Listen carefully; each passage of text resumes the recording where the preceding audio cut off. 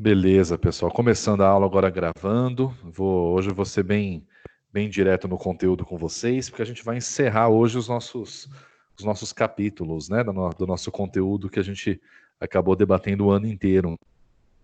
Então hoje é reta final. Eu tenho alguns avisos aí para vocês. Hoje eu vou combinar com vocês a entrega dos trabalhos, tá? Então hoje é uma aula importante que vocês acompanhem com carinho, direitinho até o final, para que eu possa explicar exatamente como que vai ser o envio dos trabalhos, para não ter nenhum tipo de problema, tá? Deixa eu só verificar aqui no aplicativo se tem alguém que não conseguiu entrar até agora. Por enquanto, acho que está tranquilo, dá para entrar normal. 12 alunos agora presentes, beleza. 14, está aumentando, beleza. Então a gente vai começar, gente. A proposta hoje, gente, primeiro eu tive uma reunião agora na faculdade e já foi passado as diretrizes, tá? Para a gente começar a elaborar as provas. A semana de provas, vocês terão a primeira semana de junho e a segunda semana de junho focados nas matérias DI, né? Que são as provas de AVA, aquelas matérias totalmente virtuais. E as nossas provas, das matérias que são presenciais, né? As nossas que não foram excepcionalmente por causa da Covid-19, mas as provas serão realizadas na semana do dia 15 de junho. Então eu vou mandar um aviso para vocês como é que vai funcionar, vai ser via formulário também, igual vocês fizeram a B1, então não vai ter segredo, vocês já estão acostumados como vai ser realizado. Abriu uma brecha para mim, para alguns alunos que não fizeram a B1. Eu vou fazer uma B1 alternativa para alguns alunos. Então quem não fez a B1, a nossa primeira prova, fica atento aí, acompanhe as aulas que eu vou combinar direitinho, uma abertura muito rápida para tentar fazer a B1 e não precisar de segunda chamada, tá? Agora a B2 todos vão fazer, vai ser na semana do dia 15. Possivelmente no dia 15 eu já abra, porque eu tenho só 48 horas no máximo para deixar aberta a prova para lançamento de notas. Então, fatalmente eu vou abrir no primeiro dia 15 para vocês, por exemplo, e deixar 2 dias aberta, toda a prova para fazer, depois ela fecha automaticamente. Então nós temos que dar 48 horas. Tem professor que vai dar só 24 horas, mas aí depende do cronograma. Como eu estou bem adiantado, vocês vão encerrar o conteúdo essa semana. Semana que vem já vou cuidar de entrega de trabalho, organização, revisão, quem precisar, tudo certinho. Então dá para a gente avançar bastante aí no conteúdo com vocês, tá?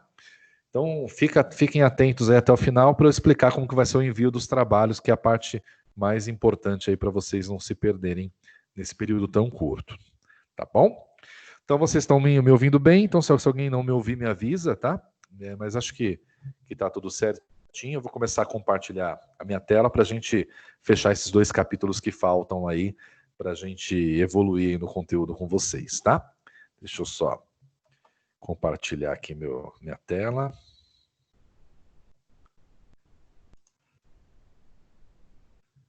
Beleza, deixa eu até deixar uma outra aba aberta aqui, que acho que vai falar no capítulo de vocês lá. Estão vendo minha tela, gente? Tá tudo certinho? Sim. Sim, professor. Beleza. Beleza, quando eu mostro a tela, acho que até trava menos, né, a imagem, geralmente fica mais sólida aí para vocês, né? Esse é o livro de vocês, ó, 220 páginas, né? Ó que bacana. Em pouco tempo, aí, em 2, 3 meses, nós lemos nesse material 220 páginas. E dessas 220 páginas são tiradas de vários livros e artigos científicos, né? Então a gente já tem um aparato de leitura de marketing que foi feito com muita ênfase, muita tranquilidade. Então dá para, inclusive, colocar mais livros aí no arcabouço intelectual de vocês aí, né? Então a gente, no sumário aqui, dá para ver mais ou menos o que a gente viu. A gente começou com uma análise de mercado, análise externa, de ameaças, possibilidades no marketing, algumas matrizes, né? Depois entramos em comportamento, falamos um pouquinho de processo de decisão de compra, de estilo de vida, de valores, de cultura e subcultura, né? Depois nós falamos de sistemas de informação relacionados com marketing, então a TI de fato, ou sistemas gerenciais, né? Então a gente falou, por exemplo, de Big Data, que é o excesso de informação na internet, a inteligência artificial, falamos do rastro de informações online que nós deixamos, Falamos um pouquinho de CRM, que é um software de gestão de relacionamento, né, que a gente consegue gerir o relacionamento com os nossos clientes, que é muito importante. E aí a gente começou a falar de métricas. Então, na aula passada, a gente falou de um pouquinho de métricas de marca e mercado, né? E um pouquinho de métricas financeiras. Aí falamos de ROI, né? ROME. São métricas para a gente calcular as finanças, né? E agora a gente vai falar desses dois últimos capítulos aqui, ó, métricas de clientes e métricas de mídia e web, né? Então, bem tranquilo. São capítulos até com poucos conceitos complexos, então a gente vai passar bem rapidinho por eles. Então vamos lá. Primeiro capítulo, métricas de clientes, página 183. Vou descendo a barra de rolagem com vocês aqui, lá para a página 183, tá? 183. Vamos lá, até passei um pouquinho, mas tem um delay mesmo, que a gente já percebeu. Que você vê que está na 185. No TCC de vocês, vamos ficar atentos aí no sumário, que o sumário é uma parte difícil da gente tabular para ficar certinho, mas tem que ficar.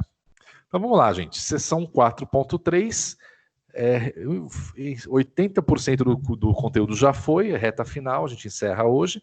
Vamos falar um pouquinho de cliente, gente, que é o fator mais importante para todos nós, né? Vou aumentar um pouquinho aqui.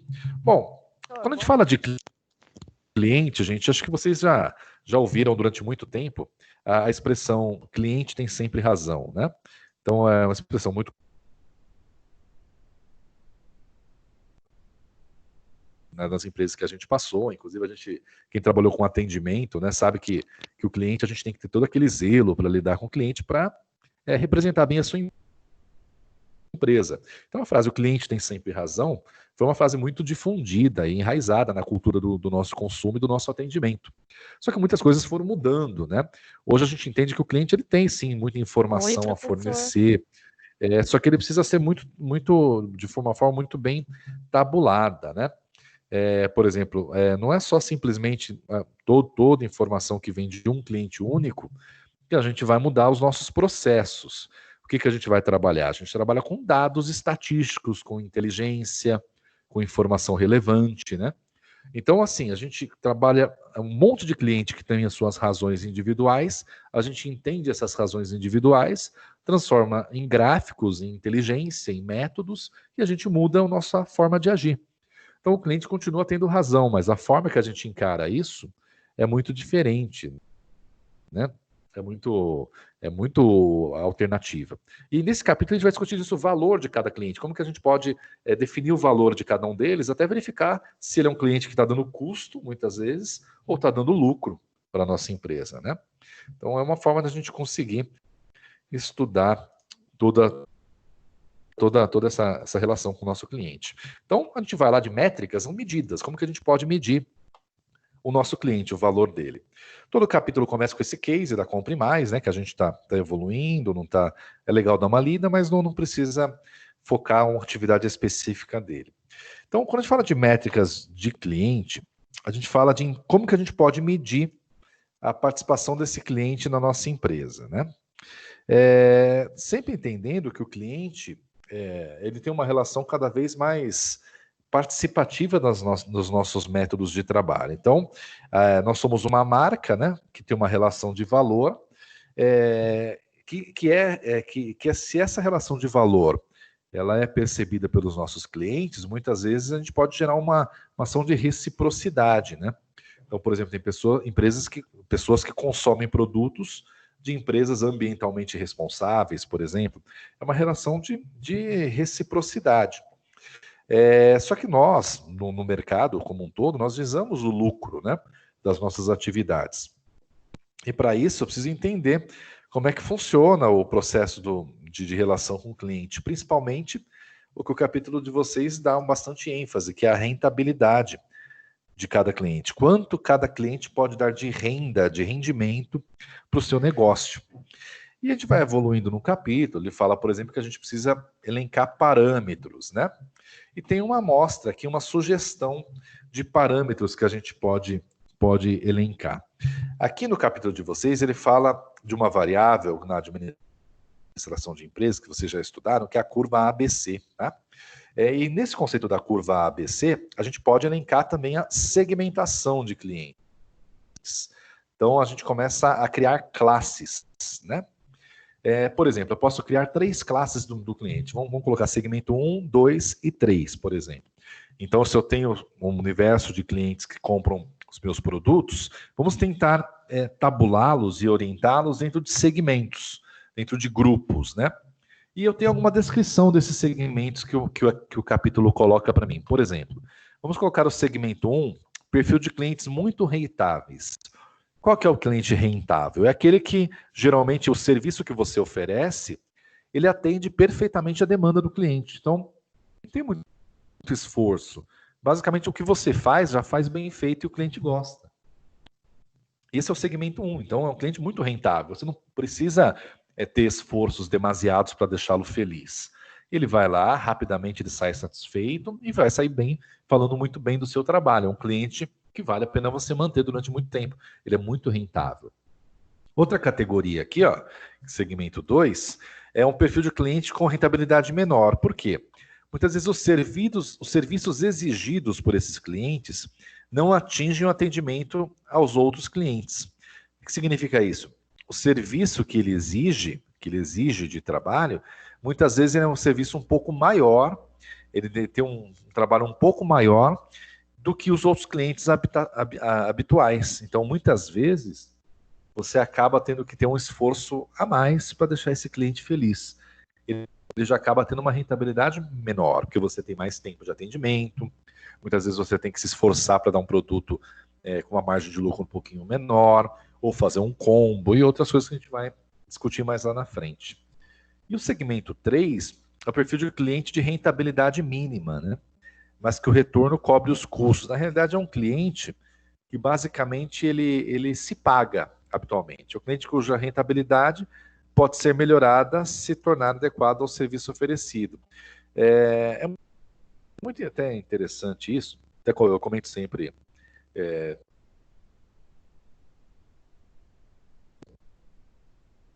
Tive empresa no passado, depois eu parei e depois, alguns anos, eu já voltei a trabalhar empreendendo, né? Montando agência de marketing digital. E o que a gente observou, por exemplo, eu criei a minha empresa num conceito que é o work lover, né? O work lover é o conceito, é o oposto do workaholic. Então, eu que trabalhava demais, tinha uma rotina muito cansativa, como jornalista, né? Trabalhava 12, 14, 16 horas por dia, sábado, domingo, feriado. Então, eu era muito estressado, muito workaholic. Aí eu tive o conhecimento, né, do work lover, né, que é uma nova tendência, que é o oposto, que é a pessoa que trabalha mais por prazer, né, trabalha mais pelo interesse, pela paixão ao trabalho, dando mais valor, por exemplo, à vida pessoal, à família, fazer o que gosta, né? E esse conceito work lover, eu montei minha agência e a gente tem uma característica interessante, que às vezes eu até me arrependo, às vezes eu acho que eu tenho um erro, eu erro muitas vezes, mas a gente demite cliente. Então, por exemplo, quando a gente percebe que o cliente ele é um cliente tóxico, digamos assim, né? Ele gera mais problemas do que soluções, ele não traz uma lucratividade muito boa e ele deixa a equipe muito saturada, a gente simplesmente fala, não, a gente não vai querer continuar com o serviço atendendo, a gente vai parar esse atendimento, porque a gente não atende a demanda que vocês gostariam. Eu já fiz isso com vários clientes, eu não gosto de fazer isso, mas às vezes precisa, para não gerar um desgaste. Porque a empresa nasceu com esse conceito work lover. Então, se a gente não tem prazer pelo trabalho que a gente executa, a gente simplesmente para de realizar e conversa com o cliente que ele tem que buscar uma outra empresa que o atenda melhor, né? Esse é um conceito da minha empresa, não é um conceito certo, né, de todos, a gente até se arrepende depois das decisões, mas é interessante que o serviço que você disponibiliza para os clientes, se o cliente ele sai realmente satisfeito, né? Eu preciso segmentar ele de uma forma que ele me traga lucratividade.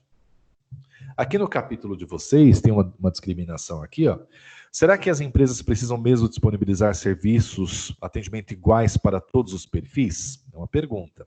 A segmentação é necessária em diversos aspectos do marketing, porém é importante também no que se refere à rentabilidade do cliente, até porque muitas vezes oferecemos diferenciais a determinado perfil que para os componentes não significam nada. é como gastar uma ideia ou estratégia de forma desnecessária. Ou seja, ele defende aqui o capítulo que você pode criar estratégias diferentes de atendimento para clientes diferentes. E aqui a gente fala de rentabilidade e tem o sistema de custeio ABC, que é a famosa curva ABC, né, tabulação ABC, que é uma forma de cálculo que vocês aprendem mais em outras matérias de gestão, né, de aprofundamento, mas basicamente você cria 3 indicadores, né, 3 tabulações com pesos diferentes nas suas atividades demandadas, né? E com essa organização, que vocês depois vão aprofundar em outras aulas, esse método ajuda você a criar variáveis distintas, né? Então, por exemplo, o método ABC, ele auxilia muito na segmentação, pois ele, em consideração a capacidade do consumo e compra dos clientes, finalizando com análise histórica de compra em uma época específica. Então, dá para você ter uma inteligência maior na relação com o seu cliente. Aqui tem uma expressão muito comum, que vocês já ouviram em outras matérias, que é o ticket médio. Ticket médio é tranquilo, é quanto que é de lucro, né? Ou quanto que um cliente gasta na sua empresa de forma média, comparando todo o volume vendido. Então é só basicamente você pegar o seu volume de vendas bruto e dividir pela quantidade de compradores, né? Aí você tem o ticket médio, quanto cada cliente gasta dentro da minha empresa. Isso é legal porque a gente consegue criar estratégias, tá, de elevar o ticket médio. Inclusive, mudar o nosso portfólio, o nosso catálogo de produtos, né? E tem esse exemplo que é bem legal, que é bem prático para a gente que gosta de fast food, né? Então você vê, por exemplo, nesse exemplo aqui, ó, você vai a um fast food comprar apenas um sanduíche. E imediatamente a pessoa que está no caixa lhe oferece um combo de sanduíche, mais suco, mais batata por R$2 a mais. Neste momento, ele está tentando aumentar o ticket médio da empresa. É uma estratégia muito usada e válida. Então, o ticket médio é um valor padrão médio que cada cliente gasta na sua empresa. Se eu consigo ampliar individualmente esse ticket médio, eu estou gerando uma margem de lucro mais interessante para a empresa. Então, esse é um indicador muito comum que a gente trabalha. Outro indicador comum também é o número de visitas e de vendas, tá? Muitas vezes a gente não tabula somente o resultado, somente a venda, como uma forma de você sentir se o cliente está satisfeito com o seu trabalho, por exemplo. Você pode medir a quantidade de visitações, né, que são feitas na sua empresa, e para verificar até se eu consigo colocar um número de vendedores satisfatório para atender essa demanda de clientes. Porque nada pior do que o cliente entrar em grande volume na sua loja, na sua empresa, e não ter vendedores suficientes para atendê-lo, deixá-lo esperando, né? Isso é uma forma de tabular. Então, é uma divisão simples, né? Número de clientes a serem visitados por número de vendedores disponíveis. Isso muda de setor para setor, de segmento econômico para segmento econômico, mas é importante que você tenha estrutura de atendimento suficiente para cada tipo de cliente. Aqui no material de vocês ele fala novamente do CRM, né? O CRM, como ele tem muitas informações, né, do mercado consumidor, tudo minerado, tudo certinho, ele consegue me dar uma ideia de atendimento, de quantas pessoas serão utilizadas para atender um público que eu considero necessário captar, né? Que é importante para a gente conseguir elencar e ter mais informações. E nós temos também algumas métricas secundárias, né, que auxiliam a nossa organização, são diversas formas de a gente medir resultado na nossa eficiência de atendimento. Por exemplo, uma delas é eu realizar uma pesquisa de satisfação, por exemplo, se o tempo de espera do cliente da minha loja, da minha empresa, é satisfatório. Isso é uma métrica secundária. Eu não estou vendo, por exemplo, o ticket médio, eu não estou vendo quanto de lucro que ele me dá, mas eu consigo ver se uma empresa é bem vista. Então, por isso que a gente considera secundário, não está relacionado muitas vezes com o processo de venda. Porque muitas vezes, se o cliente julgar que está insatisfeito com o tempo de venda, de espera e tudo mais na minha loja, ele gera uma outra métrica para mim, que eu posso utilizar e tabular. Aí o capítulo de vocês vai evoluindo, tal. Tem aqui um resuminho de cada indicador, né? O ticket médio, o que é. a rentabilidade do retorno dos clientes, fala do custeio ABC, né? E as curvas médias, curvas secundárias que você pode analisar por segmento. Aqui também outra variável, uma análise de segmento, que é a mesma coisa que a gente viu lá em cima. E depois já chega no nosso exercício. Então, bem rápido, um capítulo com poucos conceitos já serem abordados, né? E chega no nosso exercício do avançando na prática, que será essa reestruturação comercial. Aí eu vou pedir para vocês anotarem página 192 desse capítulo, para vocês já colocarem na lista de exercícios. Hoje eu vou repassar depois toda a lista com vocês aí, para ficar tudo certinho. Professor, boa noite. Perguntar? Fica à vontade. Professor, Oi. boa noite. Boa noite. É a Fernanda. Tudo bem? Tudo bem. O Sidney tá querendo entrar, ele não tá conseguindo desde as 7 da noite. Eu tô dando uma olhada aqui, o Sidney, né? Porque a classe está liberada. Eu não tenho nem como aprovar aqui, porque já está todo mundo aprovado. Deixa eu ver se ele não... Verdade, assim, o senhor fez dessa forma, mas fica muito difícil pra gente entrar, professor. Não sei as outras pessoas, mas fica mais complicado, eu acho, viu? Fazer como? Mandar o link? Deixar liberado. Quando você deixava entrar como convidado, era bem mais rápido. Não sei com as outras pessoas, mas comigo, o Sidney também demora para entrar, a Karine também estava demorando para entrar. Não sei se os outros também estão tendo essa dificuldade. O meu fica caindo quando eu vou entrar. A ideia era facilitar, né? O pessoal, por exemplo, vai entrando... Eu tô com 29 agora online, né? Mas olha, eu penei, viu? Penei para entrar na tua aula. Dá uma então, enganchada. na próxima vez eu vou fazer fechado, então. É que agora eu não consigo mudar agora, né? Mas a próxima eu faço fechado. É porque aí o senhor manda o link, a gente já clica, aí já entra automaticamente para ser convidado. Isso mesmo. Não, da próxima vez eu vou fazer, então, eu aprovando um por um, então. É que o pessoal... Vai de novo aí para ver se ele vai conseguir. Beleza. Fala para ele tentar mais uma vez, ver se consegue, tá? Mas, de qualquer forma, eu vou colocar o interesse dele. Só fala para ele comentar alguma coisa no YouTube para eu poder pôr ponto lá para lembrar, tá? Não, tá bom, professor. Obrigada, viu? Nada, imagina. Quanto a esse capítulo, alguma dúvida, gente? Eu posso ir avançando? Pode avançar. Tranquilo. Beleza. Então, beleza, galera. Então, depois na próxima aula eu faço dessa forma para ver se fica melhor, tá? Eu vou agora avançar para o nosso último capítulo, para a gente ganhar tempo para poder explicar para vocês o que falta. Então, vamos lá. Nós estamos agora com 29 alunos, então, marcou o exercício que tem que fazer, encerrou.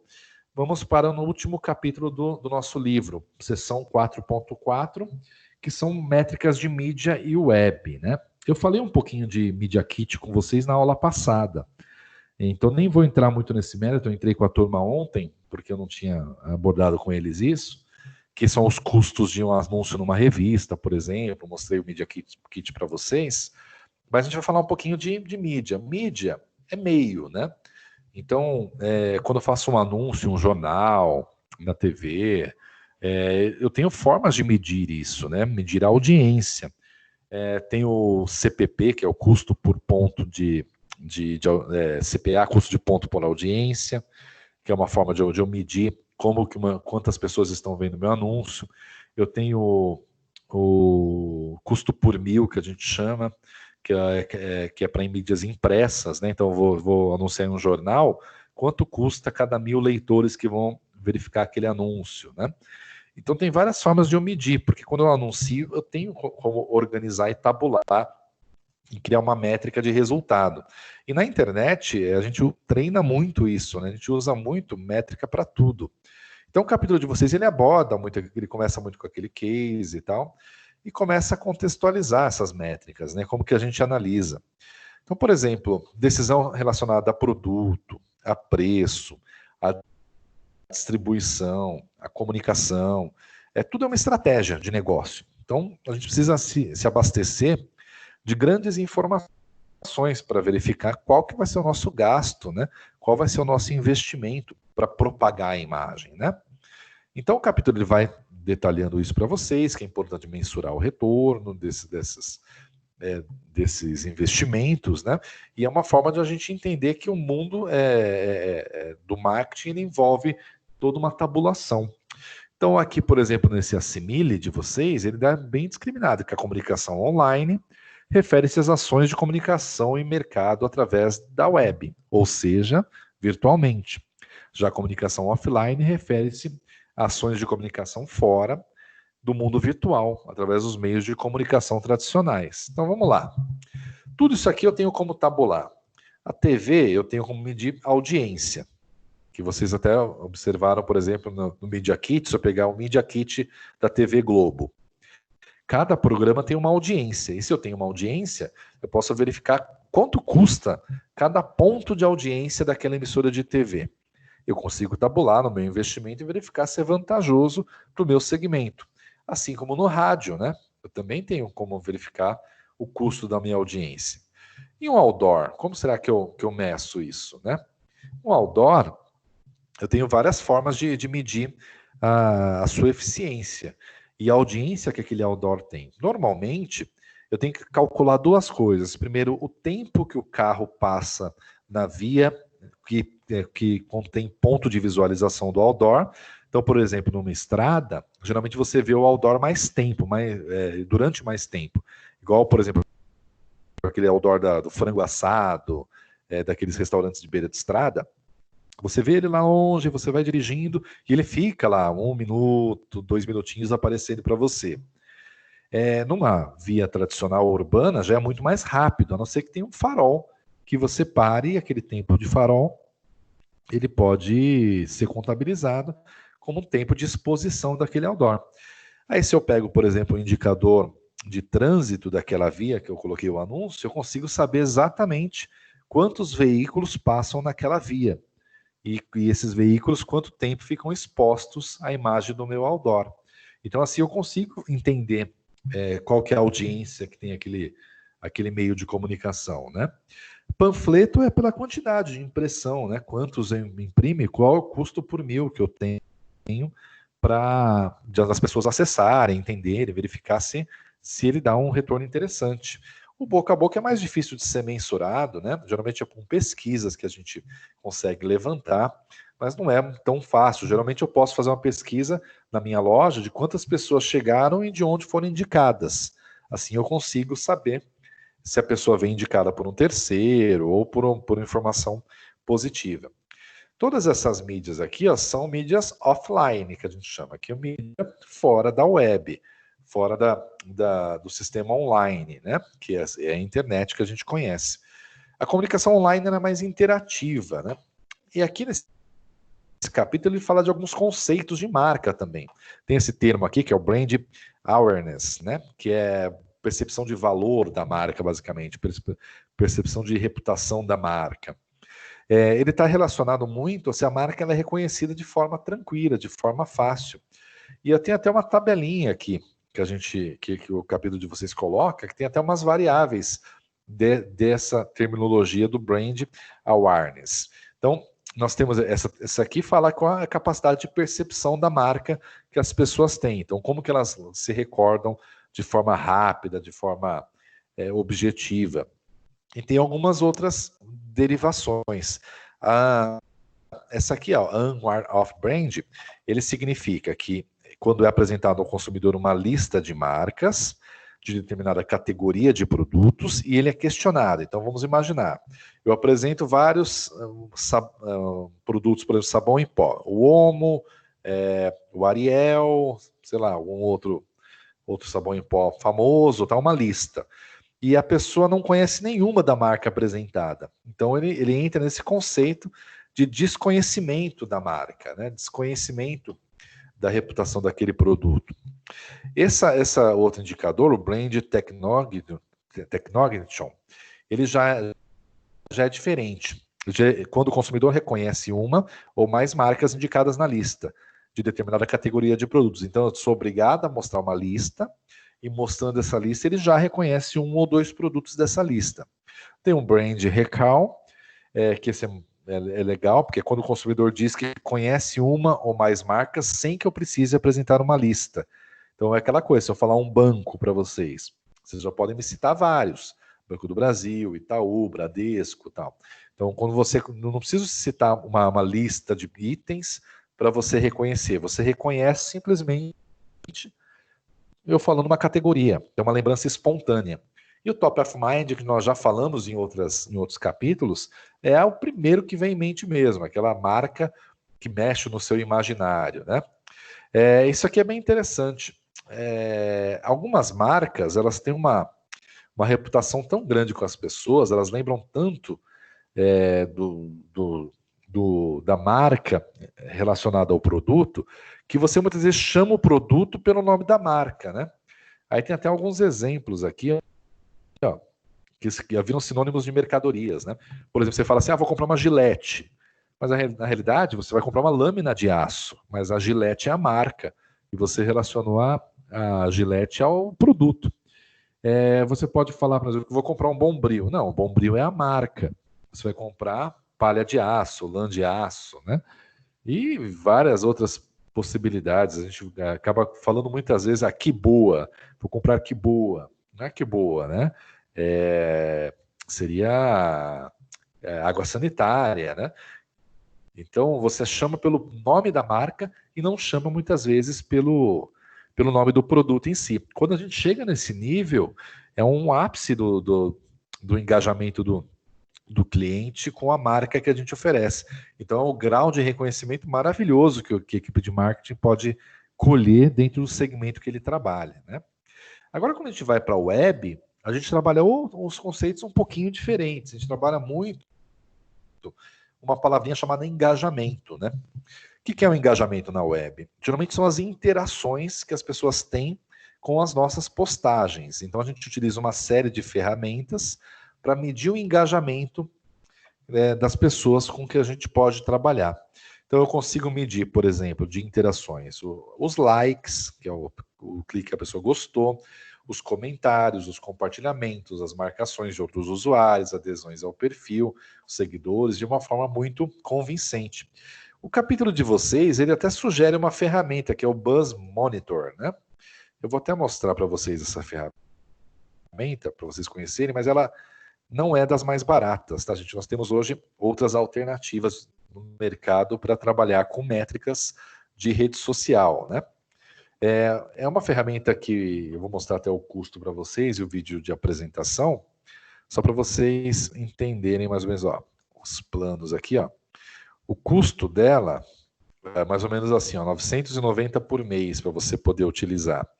Quando você coloca ela, você contrata esse plano, você tem um cruzamento de métricas de todas as suas redes sociais disponíveis, inclusive com o seu CRM. Quer ver? Eu vou mostrar o videozinho de apresentação para vocês conhecerem. É bem curtinho, tá? Dá uma olhadinha rapidinho.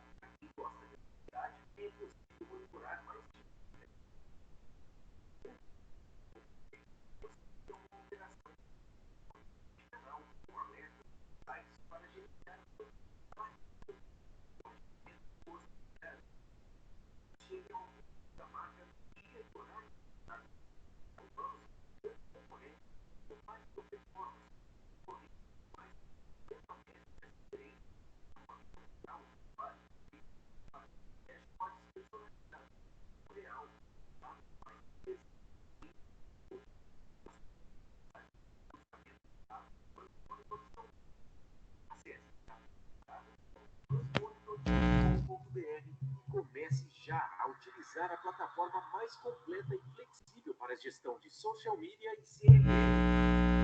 É legal, né? Custa um pouquinho elevado, mas é uma plataforma muito boa para trabalhar.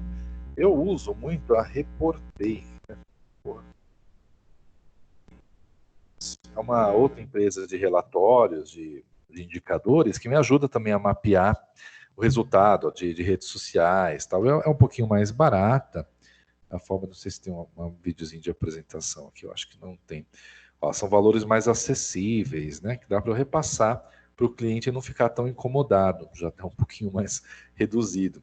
Mas eu consigo gerenciar vários clientes com custo relativamente baixo, né? Para a gente conseguir elencar. Mas, de qualquer forma, até o material de vocês coloca uma ferramenta muito top no mercado, que foi citada até junto com o conceito do Kotler, aqui do livro de 2013. Então, eu consigo mensurar vários indicadores de redes sociais, de engajamento, de curtidas e compartilhamentos e tudo mais. Então, a gente pode verificar número de posts, número de fãs e tudo isso para mensurar resultado, né? A gente vai evoluindo aqui. O engajamento, se a gente for colocar numa fórmula, ele basicamente é o volume de interações que eu tenho. Likes, comentários, compartilhamento, vezes 100, dividido por número de posts do período. E o total de fãs do período. Eu consigo verificar qual que é o engajamento de cada post que eu faço. E assim eu gero estratégias. Por exemplo, se eu tenho um restaurante, eu posso verificar se o maior engajamento que eu tenho é quando eu coloco o prato do dia com desconto, ou quando eu coloco, por exemplo, um cupom de desconto para a pessoa utilizar em qualquer prato que ela quer. Ou eu posso utilizar, por exemplo, talvez um engajamento maior seja quando eu filmo o cozinheiro fazendo aquele prato apetitoso, né, gostoso, que chama a atenção das pessoas, mesmo que ele seja um prato caro. Atrai as pessoas para o meu restaurante, né? Então, cada post, cada postagem, eu posso medir.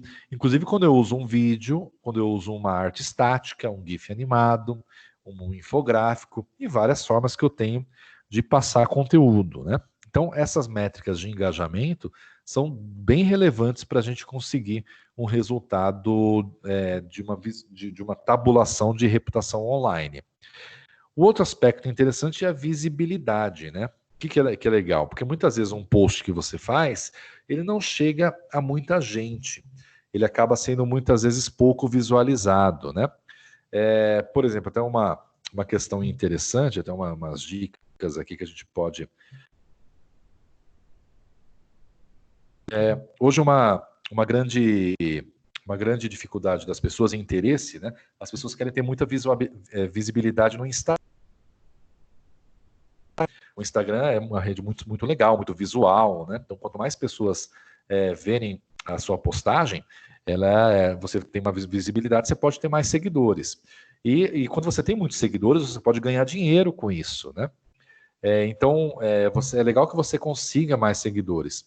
Uma dica que a gente sempre dá para aumentar o seu alcance, a sua visualização, é você fazer bastante story. O story, geralmente, ele é visto por mais pessoas do que a postagem no feed, em princípio. Com o tempo, vai aumentando isso.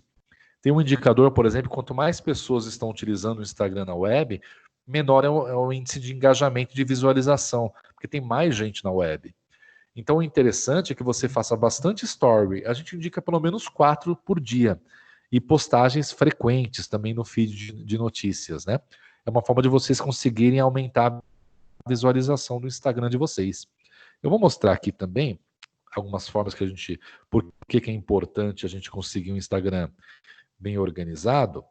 Vou entrar aqui, vou mostrar algumas continhas de Instagram aqui que são de influenciadores que ganham dinheiro e vivem da sua reputação, né, da sua credibilidade, né? Que pode começar por qualquer um de vocês a qualquer instante. Por exemplo, tem um perfil aqui, acho que a Dani Recomenda. Esse é um perfil de uma moça aqui da região do ABC, uma influenciadora digital. Ela tem 60 mil seguidores e ela ganha dinheiro com o Instagram. Ó. Ela tem várias... como tem muito seguidor e tem muito engajamento e muito alcance, ela tem vários patrocinadores. Então, onde você clicar aqui, por exemplo, sanduíche, você clica aqui, ela vai ter stories divulgando a marca da sanduicharia, Petrópolis, por exemplo. Então, a pessoa ela vai falando, dando dicas, tal. Você pode ir indo. Então, ela vai tendo patrocínios, né? Então, ela vai... Morana, São Caetano, acho que é uma loja também. Então ela vai ganhando um dinheiro para postar coisas, né? Para divulgar coisas na sua rede social, ó. É uma forma hoje muito utilizada. A quantidade de stories colocados no destaque, né? Então o Instagram você consegue trabalhar com patrocínios, que é bem interessante. Tem uma outra também, deixa eu ver, que era de uma irmã de um aluno meu, acho que é Achadinhos ABC, uma coisa assim, que era 322 mil seguidores. Era uma irmã de um aluno meu, que ela achava promoções em lojas, por exemplo, e ela começou a postar, achei uma promoção tal na loja tal, aproveita, tal. Com o tempo, as lojas começaram a querer que ela divulgasse seus produtos, então elas começaram a chamar para que ela conseguisse visitar a loja e postar a visualização daquele produto. Olha a quantidade de engajamento, de curtidas, de visualização, ó, 8 mil visualizações. Esse aqui tem bastante engajamento, não está mostrando a visualização. Tem 300, ó, quanto engajamento, ó. Bastante comentário. Então, com isso, cada loja cedendo produtos, ela vai fotografando e vai postando, ela vai ganhando reputação. Não necessariamente precisa aparecer, mas ela pode lucrar, né, com o seu Instagram de uma forma muito, muito eficiente também. Então, para a gente medir isso, para a gente conseguir retorno, a gente tem que medir o que a gente pode na sua rede social. Por exemplo, na fanpage do Facebook, que é uma página de empresa, eu posso medir o número de pessoas que visualizam cada post, os usuários, as curtidas, as reações, né? E os comentários de cada uma das páginas. O perfil também é um termômetro, o perfil individual de pessoa, né? Você consegue ver o número de amigos em comum, as marcas, o perfil de cada um. Dá para também verificar o engajamento. No Twitter, geralmente a gente olha as curtidas e os seguidores. Não tem muita variação. E o retweet também, que é uma forma. Políticos utilizam muito o Twitter, né? É uma forma de mostrar reputação, opiniões fortes, né? O blog é excelente, o blog é uma excelente ferramenta para trabalhar, porque a gente trabalha com o que a gente chama de linguagem SEO, né? Aqueles textos que a gente vai colocando na internet e as pessoas vão pesquisando algumas coisas e de repente aparece uma nossa matéria do nosso blog. E lá no blog você pode pôr alguns links, né? Do seu produto e tudo mais, né? Dá para você conseguir. Aí aqui, por exemplo, tem até uma métrica aqui que é o Google Analytics. Deixa eu ver se eu tenho ele aberto aqui. Que ele está um pouquinho lento hoje aqui, o Google Analytics, mas é uma ferramenta gratuita, né, do próprio Google, que eu consigo verificar o acesso em qualquer portal que eu gerencie, né? Eu coloquei aqui, ele está lento, não sei se ele vai abrir para vocês hoje aqui, mas ele é uma ferramenta que eu posso fazer um cadastro, está no Google Analytics, fazer um login e senha com o Gmail, e eu gero um pixel no Google Analytics e jogo dentro do meu site. A partir do momento que uma pessoa acessa meu site, ele já vai aparecer no gráfico aqui quantas pessoas estão acessando, perfil, região, gênero, e várias informações relevantes sobre aquele acesso específico no portal. É que desde ontem ele está muito lento, eu não sei exatamente o que está acontecendo aqui, mas eu consigo fazer um mapeamento de vários portais, público-alvo, perfil e tudo mais. Aqui é um site que não existe mais, que é um site de uma loja de produtos infantis. Deixa eu ver se eu tenho aqui um outro site. Deixa eu ver, por exemplo, aqui. Aí vai clicando aqui no portal e ele vai gerando relatórios, né, para a gente conseguir visualizar de acesso por cada portal, se tem um tipo de procura e tudo mais por período, né? Mas ele está muito lento hoje, acho que até os indicadores estão meio estranhos aí. Mas dá para você tabular bastante. Então, voltando aqui, então uma forma que a gente tem para monitorar blogs e tudo mais. YouTube são os vídeos, né, as curtidas, visitação, comentário, por isso que as pessoas falam, né? Eu falo também, né? Deixa seu like, aciona o sininho, porque a gente vai ganhando reputação. Se a pessoa comenta a videoaula, aí vai aparecer para mais pessoas. Quanto mais comentário, mais visualização ele vai ter. Eu começo a atrair alunos de outras regiões do país, né? Então é bem interessante. O Instagram e o LinkedIn, a gente também tem as páginas, né? Que eu tenho o número de seguidores, o perfil da marca, perfil de usuários, que mencionaram a marca e tudo mais, e vai evoluindo. Aí explico como que é o Google Analytics, tem uma materinha aqui. E a gente fala de influência também, né? Toda a nossa capacidade de influência que a gente tem nas redes sociais, elas são impactadas com a possibilidade de gerar engajamento, gerar reputação e gerar lucro. Então você pensa, por exemplo, eu criei um canal no YouTube para divulgar a minha empresa. Do começo ele divulga só a sua empresa. Com o tempo ele vai te gerar receita.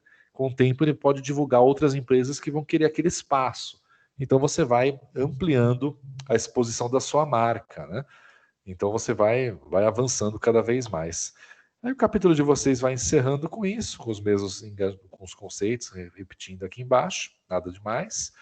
Tem uma tabulação das métricas que a gente falou desde a aula passada, então tem o retorno sobre investimento, né?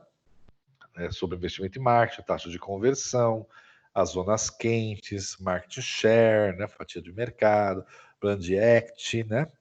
O home, que é o retorno sobre o investimento em marketing, o payback, que é o retorno sobre o investimento no negócio, na empresa, o ticket médio que a gente falou, de rentabilidade de clientes, métricas secundárias, brand awareness que a gente falou hoje, engajamento, e depois vai encerrando e chega no nosso último exercício, que é o que eu vou passar para vocês, é esse avançando na prática, mudando de foco. Página 208.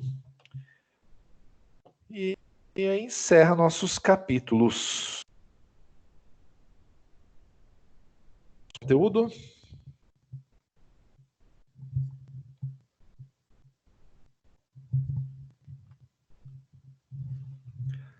Nenhuma dúvida? Não, professor. Não, professor. Beleza. Professor, o senhor tá me ouvindo? Tá ótimo. Tô ouvindo. Então tá bom. Então, beleza. Agora eu vou fazer assim, gente. Eu vou passar com vocês todos os exercícios que a gente vai, porque eu passei para vocês até hoje, tá? Para não ter nenhuma dúvida. Que vocês precisam me entregar valendo como nota da B2 de vocês também, como exercícios que vão apoiar a B2, tá? E depois eu vou mostrar para vocês como vocês vão me enviar esses exercícios, para ficar tudo certinho. Tudo bem? Professor. Ok. Então, pega uma caneta, vai anotando que eu vou falar todas as páginas que eu passei até hoje de exercício, tá? Então vamos começar de trás para frente. Peraí, professor. Peraí, Oi? por favor. Tá bom. Peraí, só um minutinho. Fica tranquilo. Professor, Oi. depois da aula eu posso conversar com o senhor? Claro que pode, tranquilo. É que eu vou pedir uma ajuda sua. Que o senhor... Não, eu tô aqui para isso, pode ficar sossegado. Pronto. Pronto lá? Pode ir? Eu vou só compartilhar minha tela aqui para vocês observarem aqui, tá? Só um minutinho para isso. Vai ficar mais fácil. Então eu vou começar de trás para frente, tá, gente? Para ficar mais fácil aqui, tá? Ai, não tô vendo, professor, sua tela. Agora tá vendo? Tô. Beleza. Então eu vou de trás para frente. O exercício que eu passei agora é o da página 208, tá? 208, tá. Aí vamos voltando. Aí eu passei um outro antes. São 8 exercícios no total. Foi do capítulo anterior, né? Que é esse da página 192. Posso ir? Pode. Aí vamos voltando.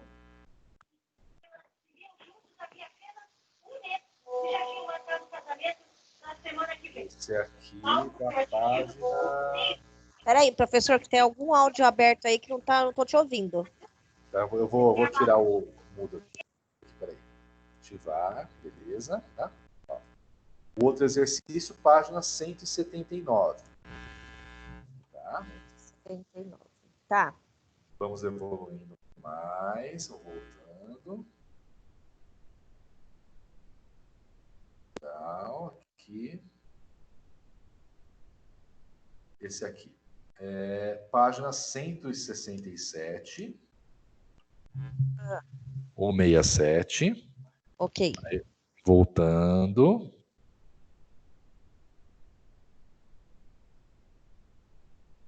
Aí já vamos entrar no capítulo 3. Aqui, exercício da página 148. Otimizando os dados do negócio. 148. Voltando.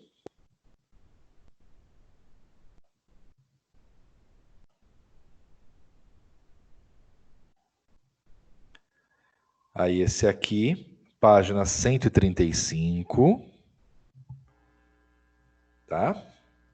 Avançando nas buscas. 135. Voltando um pouquinho mais.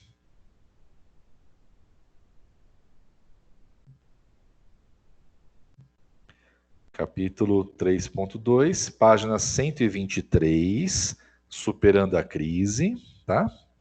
123.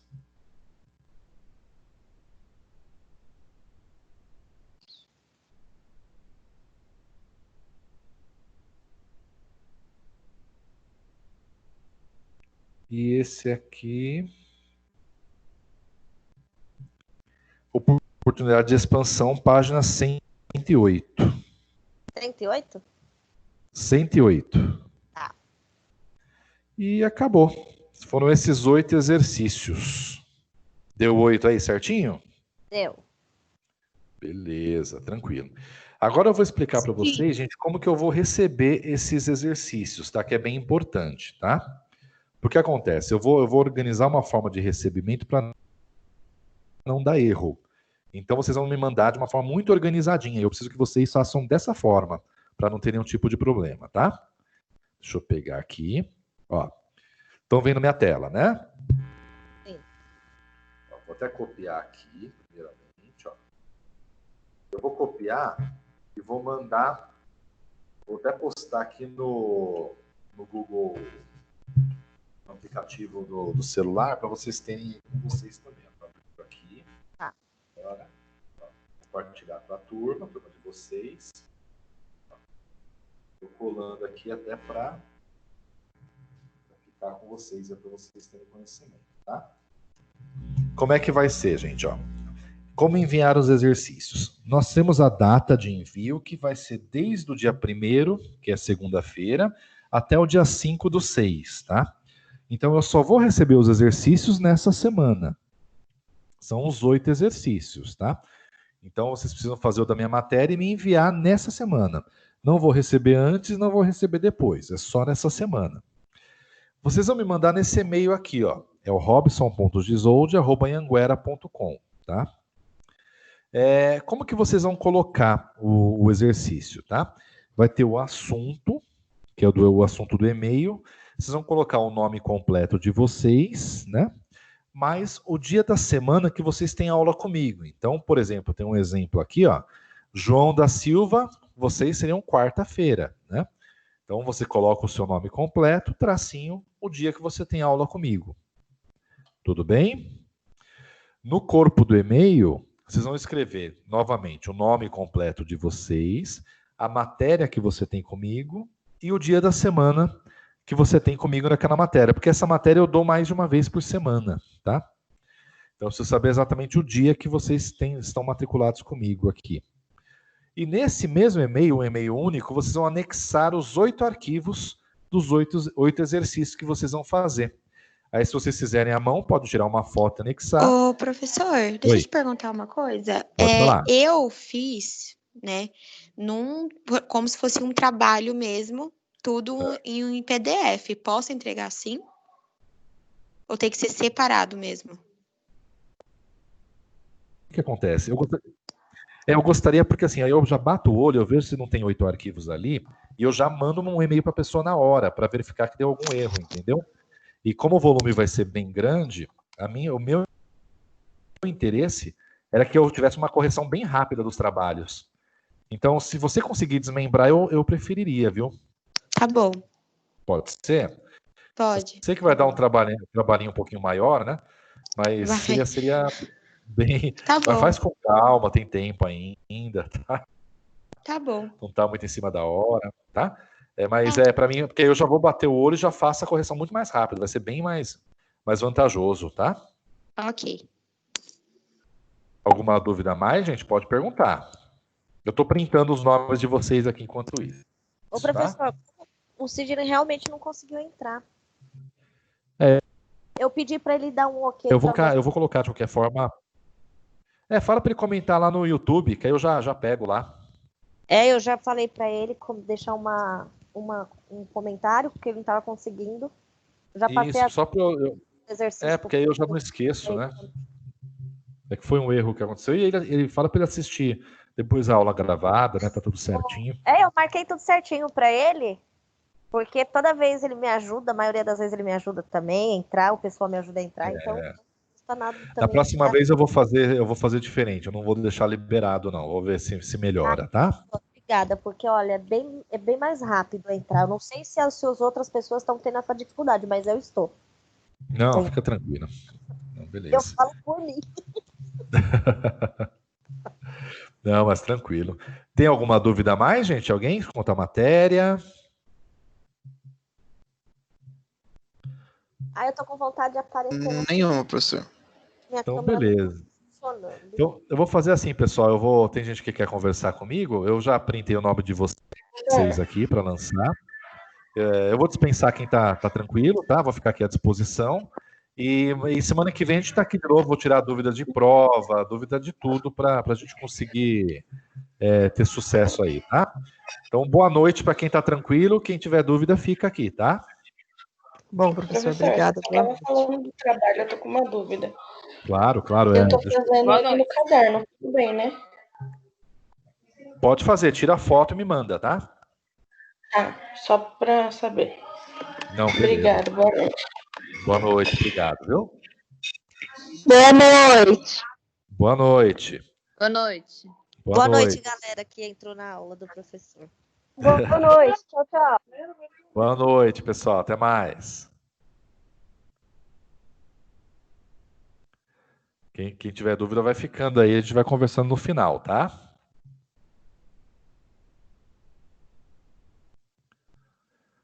Professor, deixa eu só te fazer uma pergunta.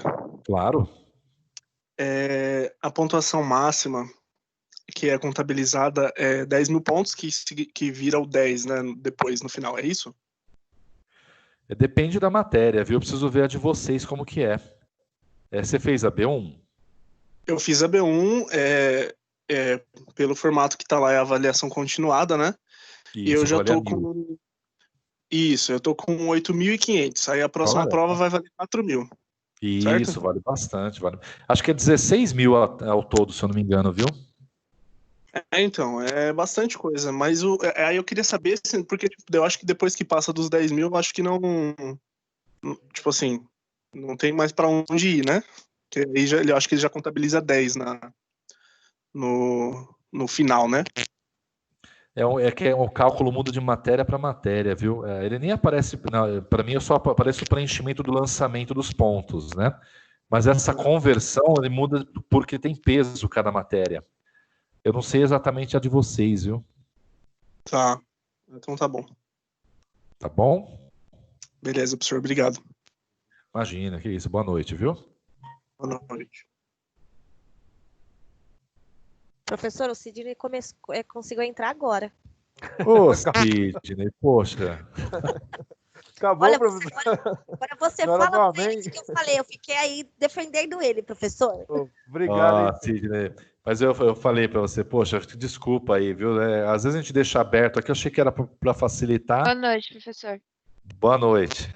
Boa noite, Laís. Agora eu vou ter que recorrer ao YouTube, professor. Pô, assiste lá, dá uma força pra mim também, pra dar visibilidade, pô. Sidney. Oi, Fê. Eu mandei pra você, enquanto o professor estava falando, eu estava escrevendo, eu mandei tudo das atividades, todas as páginas das atividades, e expliquei certinho como o professor queria que enviasse, mas ele deixou lá no Google Sala de Aula, tá? O exemplo. Depois dá uma olhadinha lá. Obrigado, viu, Fê? Valeu, hein? Desenrolar isso. Quem tem amigos tá bem. Não morre pagão, né, professor?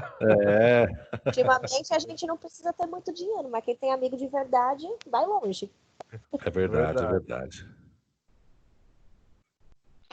Boa noite, pessoal.